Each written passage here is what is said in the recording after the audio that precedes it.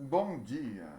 Acabei de voltar do hospital porque eu tô com dor no pé e consegui um atestado de um mês para eu ficar sem ir no trabalho para tratar da minha lesão por estresse no pé, no segundo metatarso.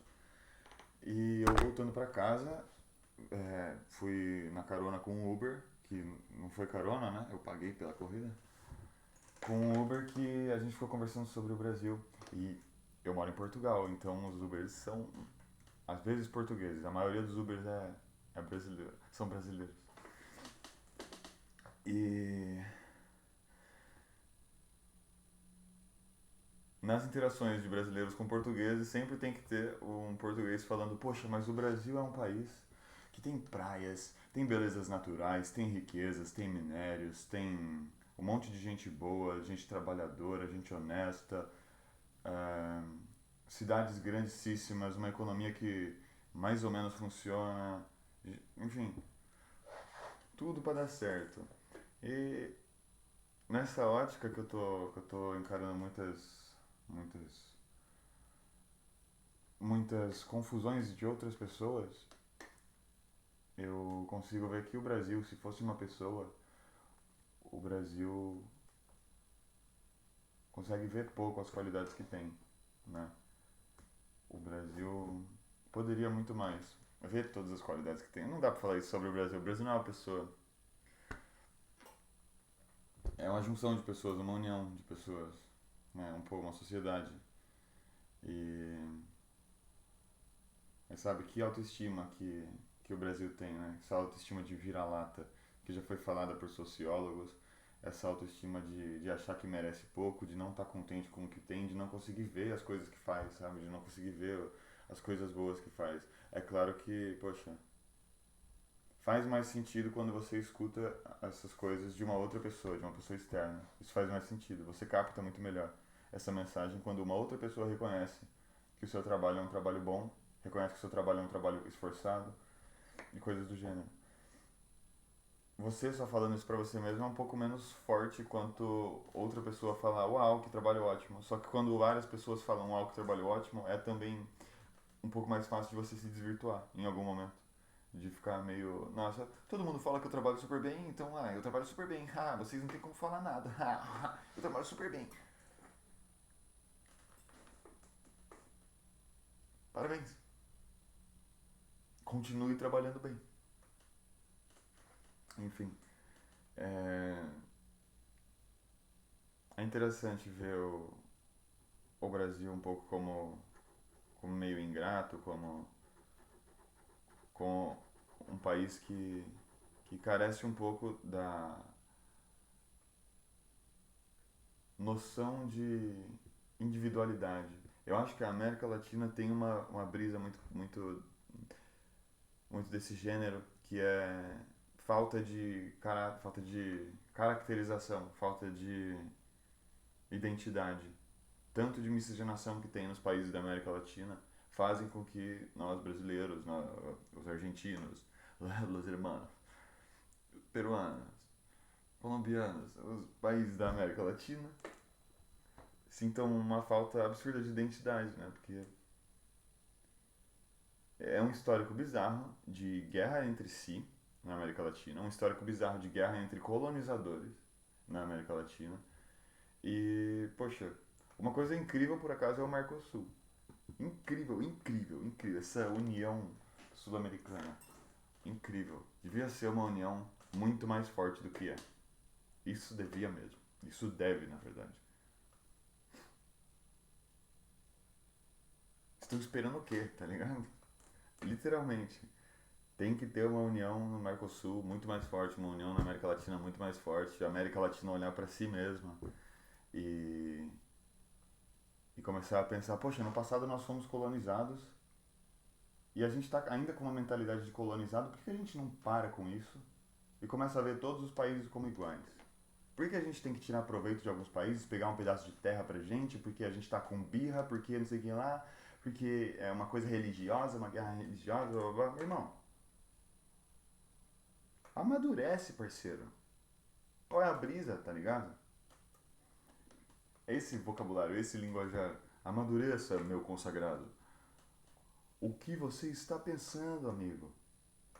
Seja mais coeso. Seja mais inteligente nas palavras que usa. Então, aí eu tô falando pra mim, claramente. Tô falando pra mim. Sinceramente, eu acho que, eu sei que o potencial dos países da América do Sul é incrível. E uma coisa que eu penso, por exemplo, é ficar olhando, ou seja para os Estados Unidos, ou seja para a China, buscando respostas de como viver a vida e de como servir a si mesmo e as outras pessoas, é um, é um erro. China e Estados Unidos claramente mostrando que são países que. China e Estados Unidos. Acho que Estados Unidos muito mais, né? Porque a gente no Ocidente consegue saber muito mais as coisas que acontecem nos Estados Unidos, mas Estados Unidos é um país fracassado. Estados Desunidos da América, é um país completamente fracassado. Seja moralmente, é um país fracassado, eu acho. Não representa nada do que os caras gostariam de representar, o que foi representado no passado, etc. Se representa, representa muito pouco, uma pequena fração dos. Aí quando eu digo que não representa, eu estou exclusivamente falando dos políticos, porque na minha visão, na política, tem que ser mesmo uma política representativa.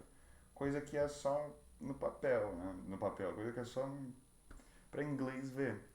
E pensando nos Estados Unidos, tem até um sentido esse para o inglês ver, né? Porque eles eram colonizados pela Inglaterra e para que os ingleses vissem e entendessem um pouco mais, né? Ou confiassem um pouco mais nos estadunidenses, eles, enfim, sei lá o que aconteceu no passado também em relação à falsificação de documento, que deve ter rolado a solta também.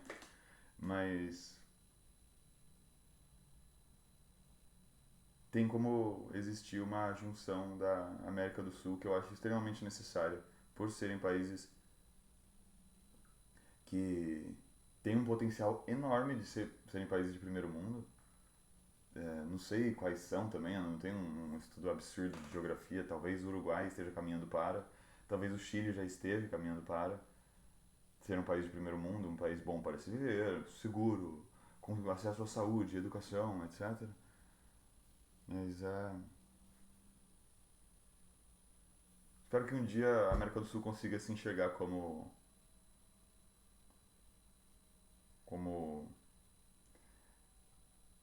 uma América mais verdadeira do que a América do Norte. Aí é ruim, né? Porque tem a ver com comparação, mas sinceramente a América do Sul, eu tenho certeza de que pelo passado de exploração, consegue muito mais notar o que é exploração e julgar quem explora.